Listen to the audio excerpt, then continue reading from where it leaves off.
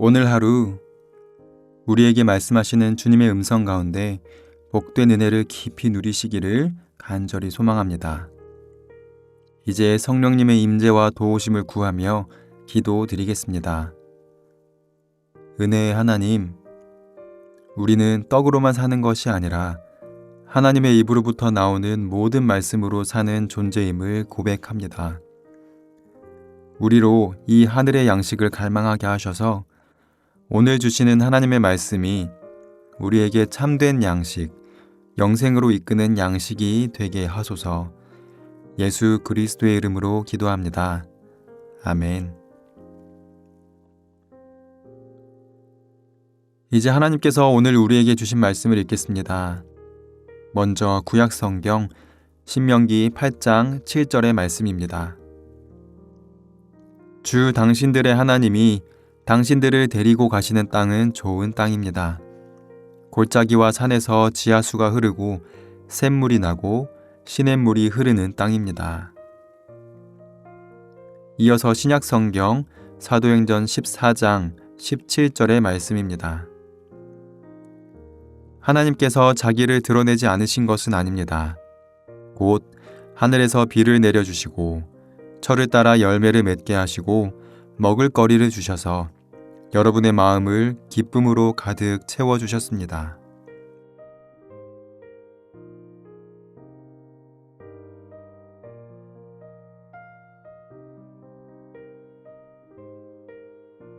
이번에는 순서를 바꾸어서 다시 한번 읽겠습니다.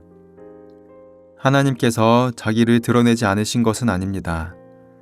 곧 하늘에서 비를 내려주시고 철을 따라 열매를 맺게 하시고 먹을 거리를 주셔서 여러분의 마음을 기쁨으로 가득 채워주셨습니다.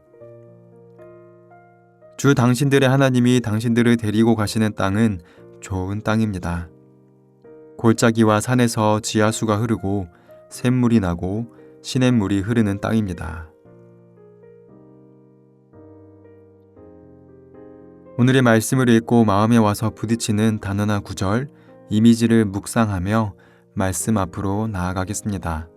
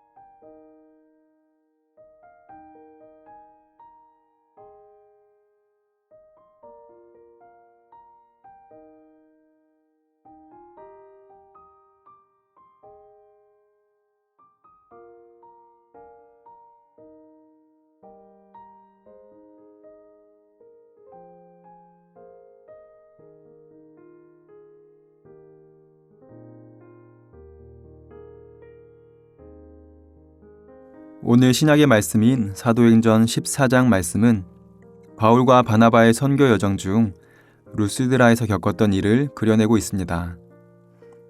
이고니온이라는 도시에서 목숨의 위협을 받은 바울과 바나바는 루스드라라는 곳으로 도망쳐 그곳에서 다시금 복음을 전합니다. 그때 루스드라에서 그들은 평생 걷지 못한 장애인 한 명을 만나게 됩니다. 그는 바울이 전하는 복음을 귀 기울여 잘 들었고 그 모습을 본 바울이 그에게 내 발로 일어서라 하니 그 사람이 일어나 걷게 되었습니다. 예수님도 베드로도 보여주었던 전통적인 기적의 이야기입니다. 그런데 이 이후의 일이 이상하게 흘러갑니다. 바울이 기적을 행하는 모습을 본 무리가 바울과 바나바를 그들의 신이라고 오해한 것입니다. 그들이 놀라서 루가오니아 방언으로 신들이 사람의 형상으로 우리 가운데 내려오셨다. 제우스와 헤르메스 신께서 오셨다. 라고 소리칩니다. 그리고는 심지어 제우스 신당의 제사장은 바울과 바나바 앞에 제물을 놓고 제사를 드리려고 합니다. 이에 바나바와 바울이 놀라서 그들을 제지하며 우리는 신이 아니라 여러분과 같은 사람입니다. 라고 합니다.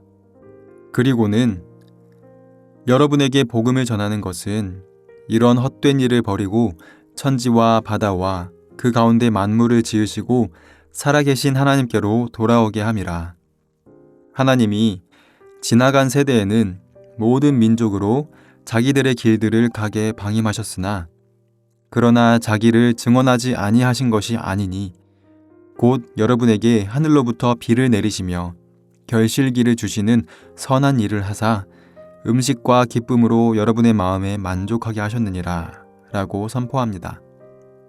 자신들은 신이 아니라 복음을 전하는 자들일 뿐이며 자신들이 전하는 복음의 주인공은 이 세상 만물을 창조하시고 섭리하시는 하나님이라는 것을 분명히 밝힌 것입니다. 바나바와 바울이 선포한 것처럼 하나님께서는 하늘로부터 때를 따라 내리는 비로 결실기를 주심으로 이를 통해 음식과 기쁨으로 하나님 자신을 보여주셨습니다. 이것을 두고 우리는 하나님의 자기 계시, 그 중에서도 일반 계시라는 이름으로 부릅니다. 하나님께서 지으신 이 땅 모든 만물이 하나님께서 자기 자신을 열어 보여주시는 통로라는 말이죠. 우리는 우리를 둘러싼 자연 모든 만물을 통해 우리 하나님을 볼 수 있습니다. 하나님의 놀라우신 지혜, 끝이 없는 사랑, 다함 없는 은혜를 보고 느낄 수 있습니다.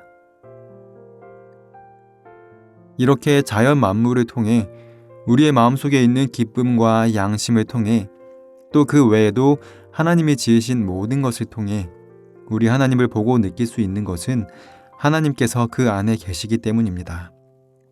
하나님은 당신께서 창조하신 모든 것 안에 계시며 그것을 통해 우리에게 끊임없이 말씀하시고 자신을 열어 보여주고 계십니다. 오늘 구약의 말씀에서 하나님께서 이스라엘 백성을 골짜기와 산에서 지하수가 흐르고 샘물이 나고 시냇물이 흐르는 좋은 땅으로 데리고 가십니다. 이것은 하나님의 크신 은혜입니다. 하지만 그 전에 이스라엘 백성이 광야에 40년 동안이나 헤매며 시험을 당한 것 역시도 하나님의 은혜입니다. 왜냐하면 그들이 어디에 있든 언제나 하나님께서 그들과 동행하셨기 때문입니다. 광야 가운데 이스라엘 백성과 함께 하시며 하나님께서 그들을 만나로 먹이시고 그들의 의복이 헤어지지 않게 하시고 발이 부르트지 않게 하셨으며 마침내 아름다운 땅에 이르게 하셨기 때문입니다. 이처럼 하나님께서는 언제나 당신의 자녀와 함께하고 계십니다. 우리가 일반 계시라고 부르는 자연 만물을 통해 보이시는 것으로든 이스라엘 백성의 경험과 같이 특별한 삶의 경험이든 그 어느 때나 어느 곳에서나 주님께서 우리와 동행하십니다. 창조와 섭리, 십자가를 통한 구원, 마지막 날에 대한 약속 등은 모두 이러한 함께 하시는 하나님에 대한 이야기들인 것이죠. 그리고 오늘 지금 우리의 삶에도 당연히 하나님께서는 우리 곁에, 우리 안에, 우리 위에 계십니다. 많은 삶의 일들 가운데 우리를 기쁘게 하고 아프게도 하며 쥐락펴락하는 것만 같은 그 많은 일들 가운데 반드시 우리 주님께서 계십니다.